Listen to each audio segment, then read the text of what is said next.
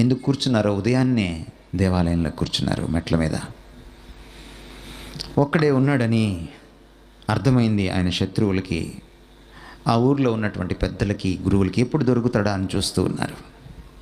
ప్రజల ముందు ఆయన్ని అభాసుపాలు చేయాలి, ప్రజల చేతే కొట్టించి చంపాలి, ఇది వాళ్ళ పన్నాగం. అంచేత వ్యభిచారంలో ఉన్నటువంటి ఒక స్త్రీని పట్టుకొచ్చారు. వ్యభిచారం చేస్తుండగా రెడ్ హ్యాండెడ్గా పట్టుకుని ఆయన దగ్గరికి తీసుకొచ్చారు.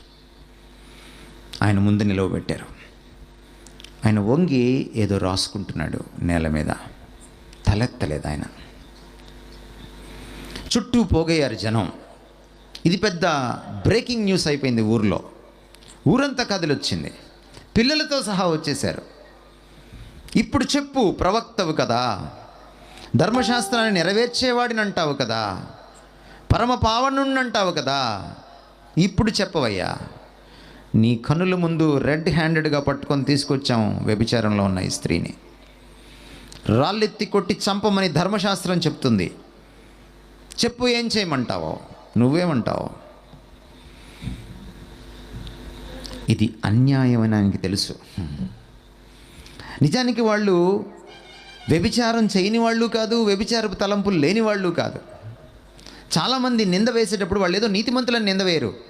నీతిమంతులని నిందపడ్డవాడి మీద గందరగోళం చేస్తుంటారు. వాళ్ళు ఏదో నీతిమంతులే కాదు, వాడంటే పడక అంతే. నీతిమంతుడు ఏం చేస్తాడంటే ప్రతి అవినీతి మీద యుద్ధం చేస్తాడు, ఒక్కడి మీద యుద్ధం చేయడు. వీళ్ళ కుటిలత్వం ఆయనకు అర్థమైంది. తలెత్తల. ఆయన ఏమన్నాడంటే, మీలో పాపం చేయనివాడు మొదటి రాయి వేయండి అన్నాడు. మీలో పాపం చేయనివాడు మొదటి రాయి వేయమన్నాడు. పిల్లలు సైతం రాయి వేయలేక అక్కడి నుంచి వెళ్ళిపోయారు.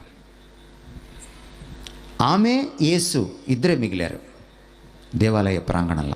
ధర్మశాస్త్రంలో రాళ్ళెత్తి కొట్టి చంపమని మాత్రమే లేదు, అక్కడ ఇంకా కొన్ని విషయాలు ఉన్నాయి. వ్యభిచారంలో పట్టుకుంటే ఇద్దరిని పట్టుకొని రావాలి. మరి రెండోవాడేడి?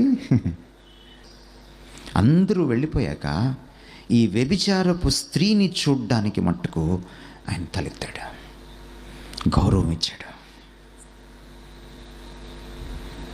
అమ్మా, ఎవరు నిన్ను శిక్షించలేదా? లేదయ్యా. వాళ్ళు శిక్షించలేదు, నేను శిక్షించగలిగినా శిక్షించను, ఇక వెళ్ళు, పాపం చేయకు.